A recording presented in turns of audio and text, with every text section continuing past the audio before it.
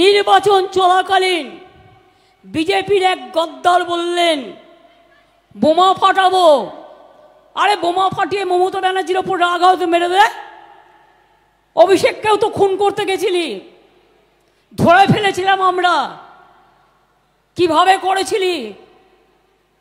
তার বাড়ি পর্যন্ত রেকি করেছে, ফেস টাইমে ফোন করেছে, আপকা সাথ বাত করনে চাতি হু বলে সময় দিলেই গুলি করে দিয়ে পালিয়ে যেত। এরা চায় যারা ওদের বিরুদ্ধে কথা বলে তাদের মেরে দাও, তাদের জেলে ভরে দাও, তাদের পৃথিবী থেকে সরিয়ে দাও। শুনলেন দর্শক, রাজ্যের মুখ্যমন্ত্রী বলছেন যে আমাকে বম মেরে দে, আর ভাইপোর কথা বলছেন যে ভাইপোকে তো খুন করতে গিয়েছিলিস। আর নামটা বলেননি, কিন্তু এটুকু পরিষ্কার যে উনি কাকে উদ্দেশ্য করে কথাগুলো বলেছেন। তিনি আর কেউ নন, তিনি হচ্ছেন শুভেন্দু অধিকারী। এখন তো জ্বালার সব থেকে বড় কারণ হচ্ছেন শুভেন্দু অধিকারী, তাই সবেতেই উনি শুভেন্দু অধিকারীর ছায়া দেখতে পান। জানি না ঘুমোতে ঘুমোতেও ঘুমের ঘোরে শুভেন্দু অধিকারী বলে বলেন কিনা, তবে প্রকাশ্য সভাতে কিন্তু নাম নেন না। এখন দর্শক, আচ্ছা, মুখ্যমন্ত্রীকে কে বম মারতে যাবেন বলুন তো? বম মেরে আবার কেন জেল খাটার কাজ করতে হবে? কে আবার এসব করবেন? বম মেরে জেল খাটতে যাবেন? যদি মুখ্যমন্ত্রীকে জব্দ করার বিষয় হয়ে থাকে, মুখ্যমন্ত্রীর সরকার যে ধরনের দুর্নীতি করেছে বলে সামনে এসছে, তাতেই তো ওনার তো লাইফ তো হেল হয়ে যাওয়ার কথা। জেলবন্দি বা মানে করাপশনের যা বহর দেখছি, ফাঁসিও তো হতে পারে। তো আবার বম মেরে উড়িয়ে দিয়ে আবার বম মারার দায়ে কে জেল কাটতে যাবেন? কারা তো খেয়ে দিয়ে কাজ পড়েছে, বম মেরে দে, কারা বম মারতে যাবে? মানুষের একটা বড় অংশের দাবি এই বাংলার যে আপনি চেয়ার ছেড়ে চলে যান। দুর্নীতির যে বহর সামনে এসছে, তাতে করে আপনার আর এই সরকারের মুখ্যমন্ত্রী থাকার অধিকার নেই। নীতি নৈতিকতা ছেড়ে দিলাম, অধিকার নেই। এত করাপশন, এত ছেলে মেয়ে আজকে রাস্তায়। যে কাণ্ড ঘটিয়েছেন আপনাদের সরকারের মাধ্যমে, আপনার আর এক মুহূর্ত অধিকার নেই মুখ্যমন্ত্রীর পদে টিকে থাকার। আপনি চলে যান এখান থেকে, পদ ছেড়ে চলে যান। এটা মানুষজন বলছেন, এবং সেই সঙ্গে কেউ কেউ বলছেন যে অবিলম্বে গ্রেপ্তার করা উচিত। কিন্তু বম মেরে দেবো, এইসব বেআইনি কাজ কেন করতে যাবেন মানুষ? কে বম মারতে যাবে আপনাকে? খেয়ে দিয়ে কাজ নেই, বম মেরে উড়াতে হবে? যে দুর্নীতি যা সব সামনে এসছে, এতেই তো আইনি প্রসেস চললে তো কেল্লা ফতে হয়ে যাবে, আর বম মারতে যাবে? নিজেকে তো একবারে বিরাট বিপ্লবী হিসেবে তুলে ধরার চেষ্টা করছেন। আমাকে বম মেরে দাও, বম মেরে দে, যদি আমার উপরে রাগ থাকে, এই টাইপের কথা। বম মারতে যাবে কেন? আপনার সরকার দুর্নীতি করেছে, সামনে চলে এসছে। আপনি এখন আপনার কিভাবে কি যোগ রয়েছে সেটার তদন্তের বিষয় রয়েছে, বা মন্ত্রিসভার যে প্রস্তাব পাস হয়েছিল সেটা নিয়েও তদন্ত করার কথা বলেছে কলকাতা হাইকোর্ট। তো সেই অনুযায়ী তদন্ত হবে, তদন্ত অনুযায়ী যা হওয়ার হবে। এবার যেহেতু এইসব সামনে এসছে, মানুষজন কথা বলছেন, শুভেন্দু অধিকারীও কথা বলছেন, অনেকেই গ্রেপ্তারের দাবি তুলছেন, পদত্যাগের দাবি তুলছেন। সবটাই হচ্ছে তো এর জন্য, এই করাপশন সামনে এসছে বলে। তো এ আবার বম মারার কেসটা কেন বলছেন? মানে বম ছাড়া কি কিছু বোঝেননি নাকি? হ্যাঁ, শুধু বম না, বম, গুলি, পিস্তল, এইসব নাকি? একজন মুখ্যমন্ত্রী, একজন পুলিশ মন্ত্রী বলছেন বম মেরে দে। আরে, আর ভাইপোর কথা যেটা বলছেন, ভাইপোকে নাকি খুন করতে গিয়েছিল। কে খুন করতে গিয়েছিল মানে বুঝলেন তো কাকে উদ্দেশ্য করে কথাটা বলছেন? ভাইপোর কেসটা কি হয়েছে? হঠাৎ করে দেখলাম কলকাতা পুলিশ একটা প্রেস মিট করলো যে ভাইপোর ঘরের চারধারে নাকি কে নজরদারি চালাচ্ছিল, তাকে ধরে আনা হয়েছে মুম্বাই থেকে। সেই ব্যক্তি নাকি মুম্বাই হামলার যে মূল চক্রী হেডলি, তার সঙ্গে যোগ ছিল, এবং সে নাকি রাজসাক্ষী হয়েছিল ওই কাণ্ডে। তখন কি উদ্দেশ্য না উদ্দেশ্য এইসব নিয়ে চর্চা হচ্ছে, তদন্ত চলছে, আর সিকিউরিটি বাড়ানো হয়েছে। এখানেও ওই শুভেন্দু অধিকারীর লিঙ্কটাকে খোঁজার চেষ্টা হচ্ছে। আমি জানি না আদৌ কতটা কি হয়েছে, কিন্তু কলকাতা পুলিশ এই কথাগুলো বলেছে।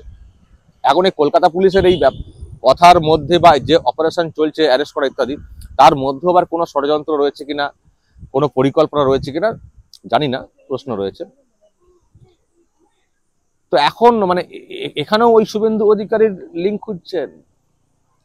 মুম্বাই হামলার মূল চক্রী হেডলির সঙ্গে যার যোগাযোগ ছিল বা যার মাধ্যমে এলাকাতে রেকি করেছিল সেই হেডলি, সেই ব্যক্তি অভিষেকের ঘরের চারপাশে নাকি ঘুরেছে এবং নাকি নাম্বার টাম্বার জোগাড় করার চেষ্টা করেছে, কথা বলার চেষ্টা করেছে।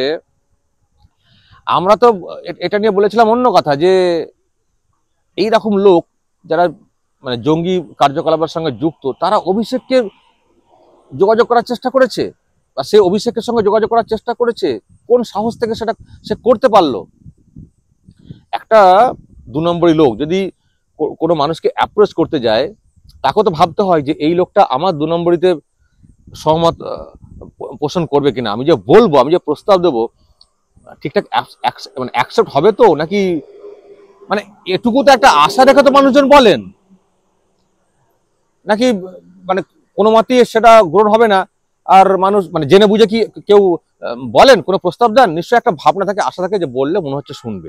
আমি সেই জায়গা থেকে বলছি যে কি করে ওই ব্যক্তির মাথাতে এলো যে এটা অভিষেককে বলা যায় বা অভিষেকের সঙ্গে এই সব নিয়ে যোগাযোগ করা যায়, এই ভাবনা এলো কোত্থেকে? তার মানে তাদের মানসিকতাটা কোন জায়গায় এসেছে যে তার মানে পশ্চিমবঙ্গে এই দলের এই নেতাকে আমি এই রকম লোক হলেও যদি কথা বলি উনি শুনবেন, যোগাযোগ করা যায়, এই যে একটা ভাবনা আস্থা যে তৈরি হয়েছে, এটা কি করে হয়? এটা তো ভয়ঙ্কর। যারা এইরকম হামলার সঙ্গে যারা যুক্ত, তারা অ্যাপ্রোচ করছে অভিষেকের সঙ্গে যোগাযোগের কোনো প্রস্তাব নিয়ে। তার মানে এই শাসক সম্পর্কে কি ধারণা তৈরি হয়েছে গোটা দেশ জুড়ে। আমি যেটা বলেছিলাম যে জঙ্গিরা যোগাযোগ করার চেষ্টা করছে অভিষেকের সঙ্গে, তার লোকজনদের সঙ্গে। তার মানে জঙ্গিরা কি ভাবছে যে ওরাও কি আমাদের মতকে মানে মান্যতা দেয়, এরকম মানে দিতে পারে, এরকম কোনো ভাবনা থেকে? এই ভাবনা আসে কোত্থেকে? আমি তো এই প্রশ্ন করেছিলাম। এখন আবার বলছেন যে এই যে ঘুরেছে চারধারে অমক তমক, ওকে মারতে পাঠানো হয়েছিল। দোষ ওই শুভেন্দু অধিকারী। মানে যেখানে যা পাচ্ছেন ঠিক ঘুরিয়ে পেঁচিয়ে সেই শুভেন্দু অধিকারীকে জুড়ে দেওয়ার একটা চেষ্টা হচ্ছে। শুভেন্দু অধিকারীকে গতকাল এটা নিয়ে প্রশ্ন করা হয়েছিল, উনি কি উত্তর দিয়েছেন দর্শক শুনুন। দাদা অভিষেককে খুন করতে গিয়েছিল, বাড়ি পর্যন্ত রেকি করেছে, বীরভূমের প্রচারে গিয়ে বিস্ফোরক মমতা ব্যানার্জির ওপর রাগ থাকলে তাকে মেরে দে, নাম না করে আপনাকেই কটাক্ষ করা হচ্ছে। আপনি জানলেন কি করে নাম না করে আমাকে কটাক্ষ করছেন? আপনি জানলেন কি করে? আপনাদের এই গল্প ফাঁদাগুলো বন্ধ করুন। মমতা ব্যানার্জির সাহস থাকলে আমার নামটা বলবে, উত্তরটা আমার কাছ থেকে নেবেন। আর ওর বাড়ির কারোর দিকে রাস্তার নেড়ি কুত্তা তাকায় না।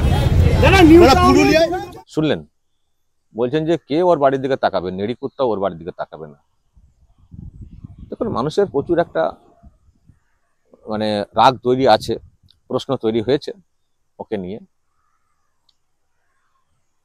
কি হবে পরিস্থিতি সেটা ক্ষমতা লুজ হলেই বুঝতে পারা যাবে। কতটা শান্তিতে তারা শান্তিনিকেতনে থাকতে পারবেন সেটা পরে বোঝা যাবে। কিন্তু শুভেন্দু অধিকারী বিষয়টাকে আমলই দিচ্ছেন না, বলছেন যে আমার নামটা নিয়ে বলতে বলুন না, তারপর কি জবাবটা আমি দেবো সেটা আমি দেখে নিচ্ছি, নামটা নিয়ে বলতে বলুন। কিন্তু নামটা নিয়ে উনি কিন্তু বলেননি, ইঙ্গিত করে বলছেন। শুভেন্দু অধিকারী তো চ্যালেঞ্জ ছুটছেন যে নামটা নিয়ে বলুন তো। আমাদেরও প্রশ্ন, কেন নামটা নিয়ে বলছেন না, শুধু ইঙ্গিত করে কেন বলছেন? তার মানে নিশ্চয়ই মনের মধ্যে কোথাও একটা ব্যাপার আছে, ভয় কাজ করছে। যদি নামটা নিয়ে যদি বলি না, যদি প্রমাণ করতে পারি, আমার আরো বাঁশ হয়ে যাবে। তার মানে উনি সঠিক তথ্য নিয়ে কথা বলছেন না, সবটাই মন গড়া। যদি সঠিক তথ্য নিয়ে বলতেন তাহলে নামটা বলে দিতেন। আর ওনার তো পুলিশ রয়েছে, প্রশাসন রয়েছে, অ্যাকশন নিন। তবে মনে হচ্ছে কিছু একটা নেওয়ার চেষ্টা হচ্ছে। আসলে হাইকোর্ট তো আবার একটা রক্ষা কবচ দিয়ে রেখেছে না, যা খুশি মামলা করা যাবে না পুলিশের তরফ থেকে। সেটাও জ্বালার, বলছে যে এমন একজন মানে এমন লোককে কলকাতা হাইকোর্ট একেবারে রক্ষা কবচ দিয়ে দিল, তার বিরুদ্ধে করে কেস করা যাবে না। আরে আপনারা যদি সব ভুলভাল কেস করেন, একটা মানুষকে বিরক্ত করতে বা একটা মানুষকে সমস্যায় ফেলার জন্য যদি আপনারা ইচ্ছে করে বারবার প্ল্যানিং করেন, তো আদালত তো রয়েছে, আদালতের সামনে তো আপনাদের অভিযোগগুলো তো আনা হয়েছিল, আপনাদের কথাও তো শোনা হয়েছে। আপনারা তো আদালতকে তো বোঝাতে পারেননি যে হ্যাঁ উনি এই কাজের কাজী। আপনাদের বোঝানোর মধ্যে প্রশ্ন ছিল, সেই জন্যই তো আদালত একটা রক্ষা কবচ দিয়ে রেখেছে যে হ্যাঁ যদি কোনো কিছু করার থাকে শুভেন্দুর বিরুদ্ধে বলবেন, আদালতে এসে বলবেন কি বিষয়, আমরা দেখবো, তারপর অ্যাকশন যদি নেওয়ার হয় নিতে বলবো। এটাও তো খারাপ নয়। শুভেন্দুর বিরুদ্ধে যদি কোনো অভিযোগও হয়ে থাকে, যদি আপনারা কেউ অভিযোগ করেন, মানে পুলিশ যদি অভিযোগ করে, সেই তো আদালতেই তো গিয়ে বলতে হবে। তো যখন কলকাতা হাইকোর্ট বলছে আমাকে বলো আগে, তারপর বলে দিচ্ছি যে কি করবে না করবে, তো সমস্যাটা কোথায়? আসলে এখানেই পরিষ্কার হয়ে যায় যে তার মানে ওনারা সব যুক্তিহীনভাবে ভুয়ো কেস দিয়ে, মিথ্যা কেস দিয়ে শুভেন্দুকে জব্দ করার চেষ্টা করেন বা করতে চান। এখন যেহেতু আদালত সেটা করতে দেবে না, ব্যাস ওটাই হয়ে যাচ্ছে গোসা। আদালত কেন রক্ষা কবচ দেবে? আরে আপনাদের বিষয়গুলো কেন পরিষ্কার হবে না? কেন আপনাদের অভিযোগের মধ্যে কেন প্ল্যানিংটা ধরা পড়ে যাবে? যে ইচ্ছাকৃত হবে ষড়যন্ত্র করে আপনারা এইসব করছেন, আপনারা আইন মেনে করছেন না, এই প্রশ্ন কেন তৈরি হবে আপনাদের কাজকর্মে? আগে তো এইসব নিয়ে নিজেদেরকে প্রশ্ন করুন। সব জায়গাতে গাজোয়ারি, জোর জুলুম, চিৎকার, শুধু গলাবাজি, মঞ্চের এ প্রান্ত থেকে ও প্রান্ত শুধু ছুটছেন আর গলাবাজি করে যাচ্ছেন। ভাবছেন যে যত চিৎকার করব মনে হয় মানুষের কানে তত পৌঁছে যাব। না, মানুষ কিন্তু এবার বিরক্ত হচ্ছেন। এই যে প্রত্যেকদিন দুটো করে সভা করছেন, চিৎকার করছেন, একই কথা রোজ আওড়াচ্ছেন ভাঙা ক্যাসেটের মতো, মানুষ কিন্তু এবার বিরক্ত হচ্ছেন। আমার তো মনে হয় এবার যত এরকম কথা বলবেন তত ওনার ক্ষেত্রে নেগেটিভ হবে। মানুষ কিন্তু আর নিচ্ছেন না, আইন আদালত তো নিচ্ছেই না, মানুষও কিন্তু আর নিচ্ছেন না। ফলে এইসব গল্প কথা শুনিয়ে লাভ হবে না। তো দর্শক, এটা গতকাল উনি বলেছেন, গতকাল রাতেই শুভেন্দু অধিকারী রিয়াকশন দিয়েছেন। আর আমি তো দার্জিলিং থেকে ফিরছি, এখন তো শুকনা জঙ্গলের কাছে রয়েছি, আছি। এই দ্বিতীয় দফার ভোটটা করে আমি বাড়ি ফিরবো। তো দর্শক কি বলবেন? এই যে বোমা মেরে দেওয়ার কথা যে বলছেন এবং ভাইপোকে গুলি করতে যাওয়ার যে কথা উনি বলছেন, তার কতটা কি ভিত্তি আছে? দর্শক, যদি এইসব নিয়ে আপনাদের কিছু বলার থাকে অবশ্যই বলবেন। আর এর সঙ্গে শুভেন্দুকে জড়িয়ে ফেলার কতটা চেষ্টা হচ্ছে সেটা নিয়েও যদি আপনাদের কিছু বলার থাকে অবশ্যই বলবেন। কমেন্ট বক্সে নজর রাখবেন আরামবাগ টিভিতে।